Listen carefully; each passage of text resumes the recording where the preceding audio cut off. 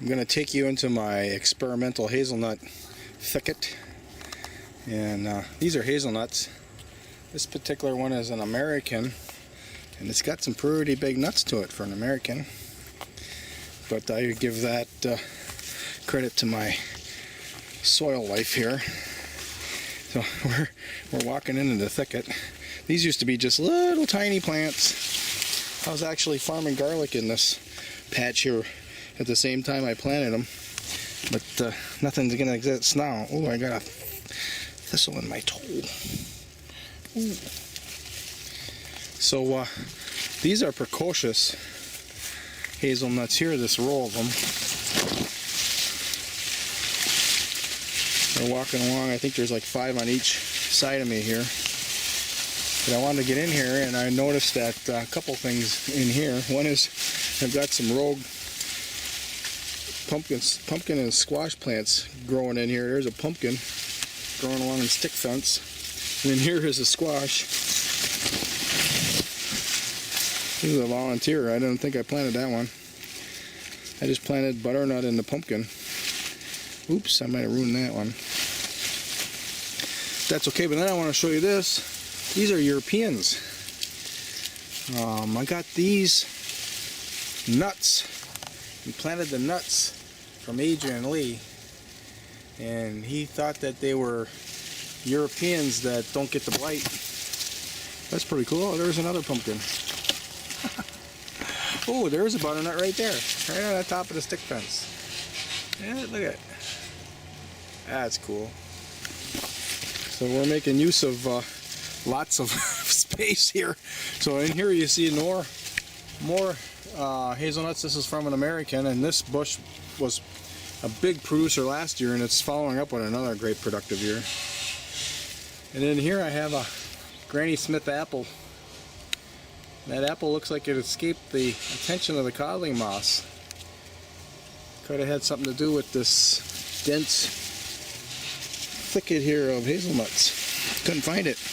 Just seen another. There, that's another squash. That is a plant that was a volunteer. I didn't plant that. So I did plant this last year, and I forget what it's called. I think it's curry, orange curry or something. But of course I reuse all the seeds and everything in my compost, so it looks like some of the seeds had made it through that effort. There's another squash plant here. You see like that? Yeah. It's gonna be the same, probably the same plant. He just winds himself through this hazelnut thicket here.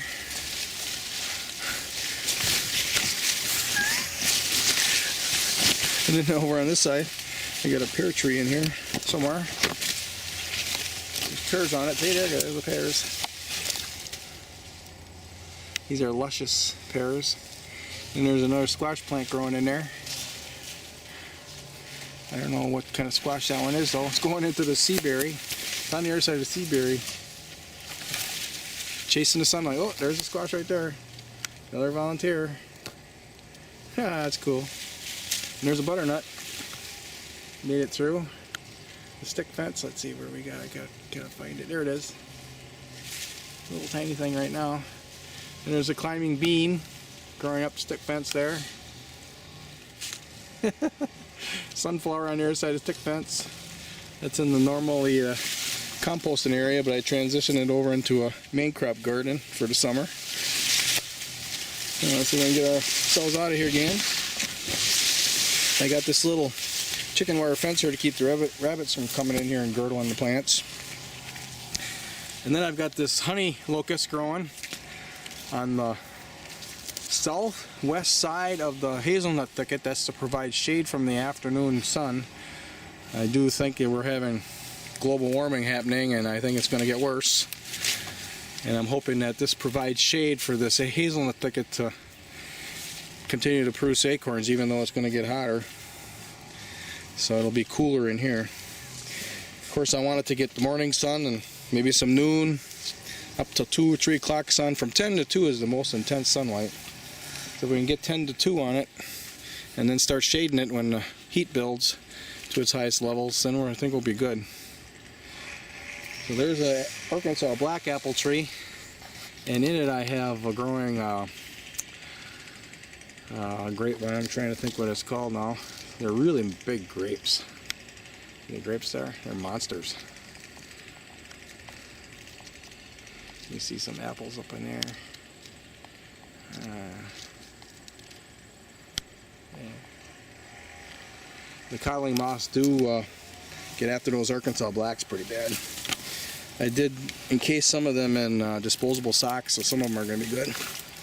And I was working a lot, so I didn't get to all of them. This is a little Canadian Bounty plum in here. Getting most of the shade now. Here's that luscious pear. There's the tag. Luscious pear. And then here's the squash growing in through the pear tree, and then it continues up through here to sea berry. Right out to the end. That's pretty cool. There's another rogue squash plant or something. I don't know what this is. Let's see. Ooh, this is a honey nut. Yeah, I planted honey nuts in here. That's great. I want honey nuts.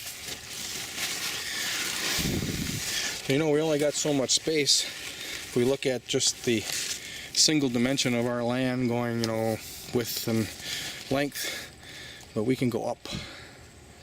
And this stick fence helps everything go up.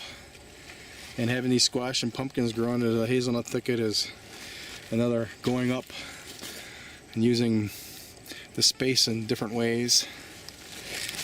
It's pretty cool.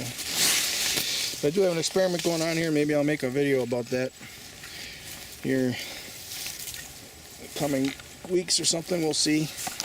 Tell you what the experiment is. But for now, I gotta get out of here. So, thank you for watching. Oh, and here's a blackberry plant I got here too. This is where every single year for 3 years straight now, house friends have grown a family of babies. So, okay. And then here's my first swale I dug right here. Just walked through it. And the swale mound with stone fruits on them. Best idea ever is these swales soaking in the rainwater instead of running off the property to the ditches. And now, even though we haven't had rain for a while, our trees ain't going to suffer at all. Plenty of water soaked into the soil. Look it up. Swales on Contour. Lots of information. Alright, thanks for watching.